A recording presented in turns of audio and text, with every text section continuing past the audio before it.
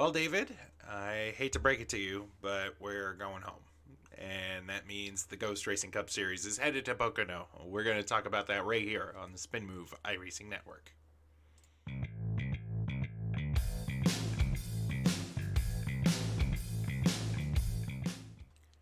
And welcome back to the Spin Move iRacing Network. We're going to continue to cover our featured league in the Ghost Racing Cup Series. As we continue to do so, we're going to be monitoring what these guys are going through in their first iRacing season together, their inaugural season, as they traverse a lot of popular NASCAR racetracks. They are adventuring to a, well, sort of not popular NASCAR racetrack as they head to Pocono this week. My name is Zach, and I'm here with my partner David. Say hello to the internet, David. Hello, everyone. Hello, Zach. Good to be alongside you, as you mentioned, talking about our home track, Pocono, the tricky triangle, as it were. Lots of fun things to go over here with you, and lots of interesting little facts about Pocono to cover here in just a moment.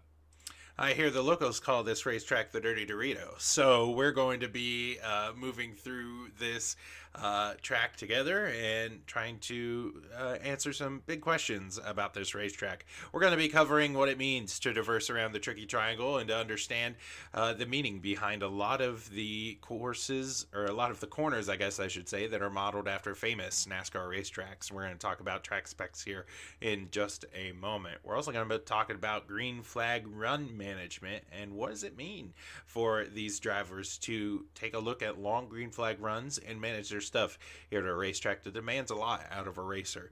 Also, repair management and how big this track is. This 2.5-mile racetrack is going to lend itself to lots of decisions in the driver's hands as they monitor what can they do to make sure that their car is the best it can be for the longest it can be. And then, as always, we're going to be taking a look at race winners picks here on the Feature League race preview show between David and myself. And let's see who's going to win this thing for the Ghost Racing Cup Series. But we're not going to put the cart before the horse. David, we're going to talk about this tricky triangle and what does it mean to traverse this racetrack. I think you got some track specs for us to go over today. I sure do, Zach, and a very unique track on the NASCAR circuit, having three turns and three straightaways, each turn and each straightaway having its own unique identity, with all three turns having different banking being modeled after a different track. And then likewise, all three straightaways are different lengths. So drivers really finding those areas where they can accelerate and work these turns respectively. So looking into turn one here, we have a 14-degree banked turn modeled after the Trenton Speedway. And then you head down one of the moderate straightaways, the middle length straightaway here at Pocono, into turn two, the famous tunnel turn, as everyone calls it, modeled after Indianapolis Super Speedway. So definitely a famous track kind of on display and part of this track here at Pocono. And then you go to the shortest straightaway into turn three, which is a 6-degree banked turn modeled after the Milwaukee Mile, bringing us back to the Long Pond straightaway, the longest straight stretch here at Pocono, heading back down into turn one. Yeah, and so certainly a diverse series of corners, also a diverse series of straightaways for these drivers to maneuver through come Wednesday evening. They're going to be racing on SRM, by the way, on YouTube, brought to you by ESPN. You can check out the both of those platforms on YouTube so you can check out this league. But regardless, these drivers are going to be trying to maneuver through a very diverse and very tricky racetrack. And turns one and three provide ample area of, I guess, wide berth, wide girth, I guess you should call it that. I'm not quite sure of the phrasing there, but regardless, lots of lanes for drivers to at least space out. You're not necessarily going to pass on those lanes in those corners, and then turn two gets really tight really quick. So, David, if you could pick one of these corners that really stand out to you as your favorite corner to really maneuver around, which one would it be here at Pocono? I think that turn three is probably my favorite turn on this track. And arguably, when you start talking about tracks that are very technical due to the low degree of banking in turns, it might be my favorite turn out of all of those styles of tracks with that low degree of banking. Just because as you come into the corner, you're trying to get the car slowed down enough to hit that perfect spot in the center of the corner. But then as you accelerate off, if you've really found that great line, you're going to find yourself up next to the wall heading down the long pond straightaway. And it's just such a satisfying feeling. Yeah, and I would have to say my favorite corner of this racetrack is turn two, that tunnel turn. It's hard to believe that one of the only remnants of Indianapolis we get now on the NASCAR circuit is found at Pocono now, as NASCAR has moved away from the oval and has went to the road course at Indy. And we are having to mind our P's and Q's as we traverse around that second corner, don't we? Drivers cannot go three wide here. That is not an option. Two wide is barely an option there. Is certainly not a go to passing corner either, as drivers are going to try to make passes from the middle off that corner, but it gets really tight. And if you mess up that corner, drivers will definitely know as you bounce off that outside wall. So this is a really tricky place to really maneuver around. You're going to have that big sweeping turn one as drivers are going to try to make two, sometimes 3 lanes worth of racing, depending on how long you want to make that next straightaway. Going into that tricky tunnel turn, as we just covered, and into turn three, as you have drivers really trying to vie for position, trying to apex that corner, making sure you get that good run off that long pond straightaway. Because if you mess that up, you're in for a world of hurt going to the start finish line. David, we're also going to be talking this week about green flag run management for these guys here in the Ghost Racing Cup Series, mainly because we feel that this group is primed and ready for long green flag runs at this track. It's very wide, and drivers have shown that they are willing to give and take as the race goes along. They went to a very challenging track at Dover last week and managed to, well, race that really well. And now, as they venture on to a track that's pretty wide, I think I can speak for the both of us. We both feel that this league is ready for some long green flag runs. Talk us through what it looks like to go through a long green flag run here at Pocono. A 2.5 mile track, and as you mentioned, for the most part around this track, fairly wide. There are multiple grooves that drivers get to choose from here at Pocono, especially in turns one and three. As we already mentioned, turn two, there really is a very limited option of making it through that turn clean, maybe too wide at most, so not a whole lot of lane choices for drivers. But with green flag management, I think what I am looking forward to seeing, especially in turns one and three, are the drivers that start to ease up out of the bottom of the track as they go through these corners, um, really picking that line due to their tire wear. And there are drivers that race tracks that consistently run a high line in order to save tires in most places. Here at Pocono, due to the low degree of banking in these turns, that really isn't an option. So, what these drivers are doing, at least what I am doing when I race this track, is avoiding what could be some problem areas. Not so much in turn one. There is the apron at the bottom of the turn that you might catch a old tire on and start to slide around, but especially in turn three, as you get towards the bottom of the track, there's some curbing there and some grass, depending on where you are in the corner, that you might catch on that old tire and really just send your car around and go for a ride up into the wall then and really have a bad day. So I expect to see these drivers manage those tires here more with braking and turn entry and exit than running different lines. But you will definitely see drivers changing up those lines as more of a safety precaution as the run goes on.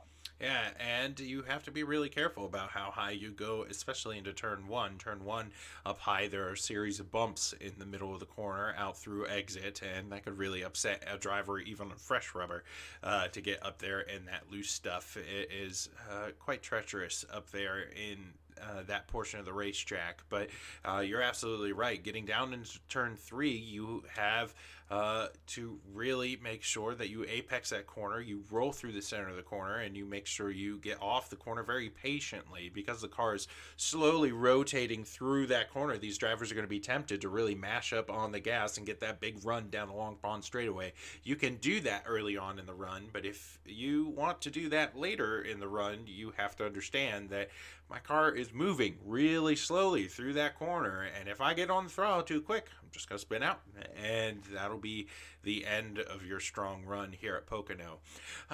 Where I want to talk about green flag run management is the understanding that Pocono is a very long track. It produces quite a bit of drafting opportunities for these drivers to really get those long momentum runs, especially on the front stretch here at Pocono, but other straightaways as well, as these drivers are going to experience runs like we have at Daytona and Talladega, even without the perks of a restrictor plate, coming up in these vehicles and making their way towards the back bumper of a guy in front of them.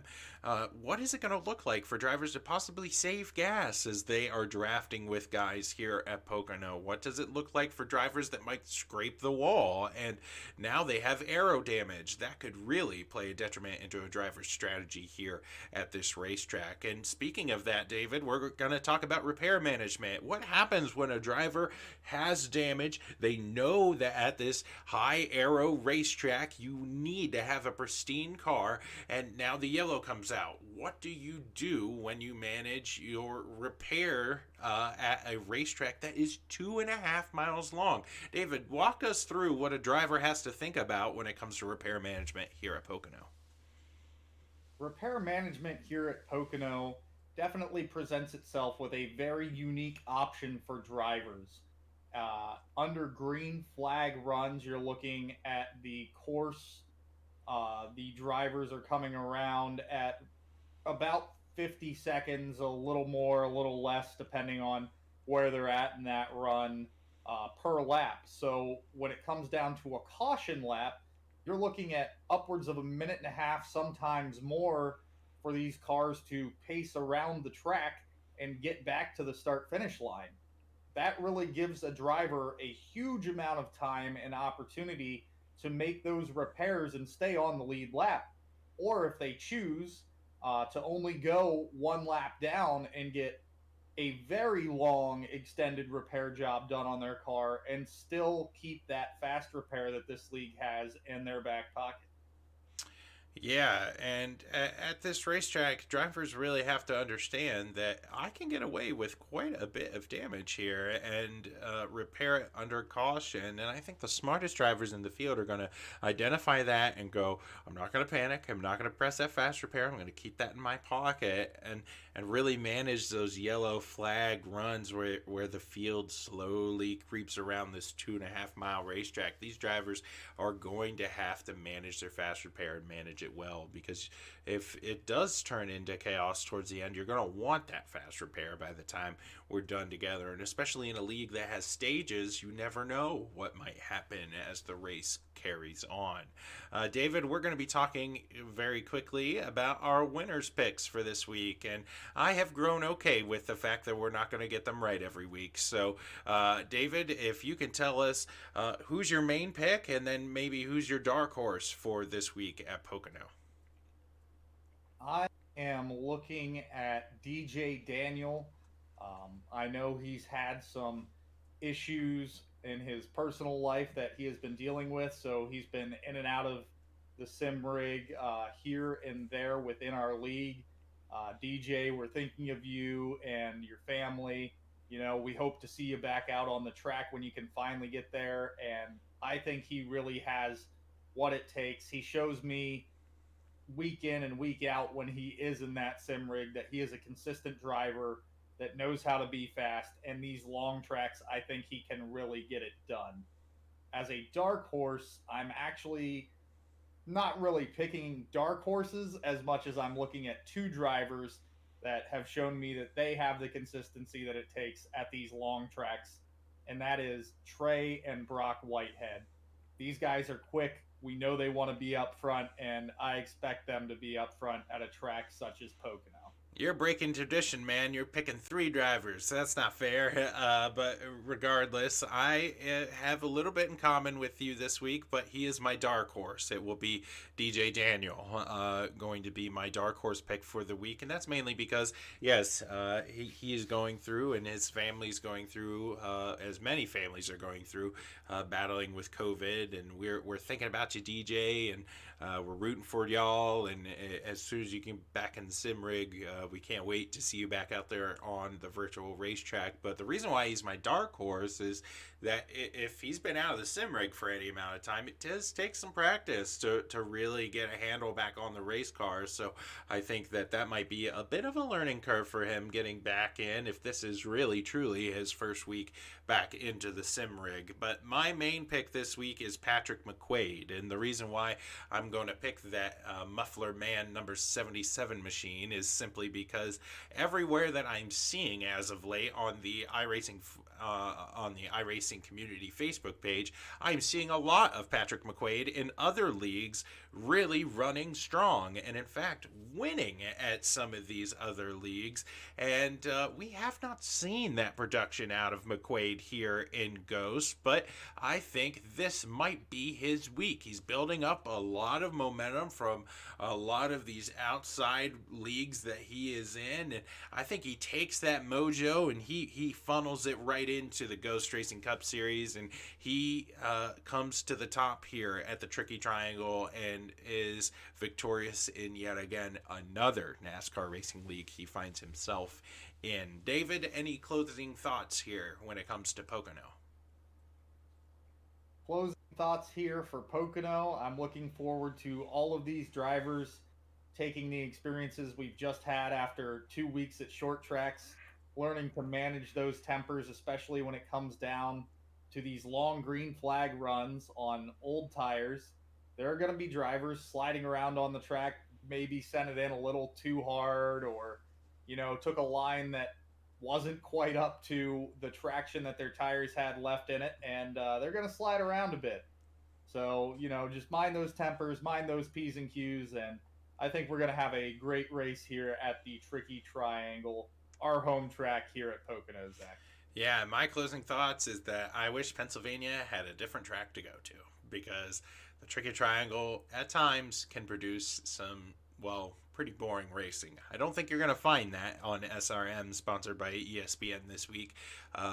So if you want to say I told you so, make sure you tune in to the Ghost Racing Cup Series and come on back here when we cover this race in our post-race show. And for the meantime, in between here and there, just know that David and I are going to try our best to give out a good finish here at a league that we find ourselves racing back home in this week. But until then, drivers, just make sure that you know we are going to be right here back on YouTube, ready to recap as soon as these guys are done racing at Pocono. And until we meet again, remember, guys, keep on racing.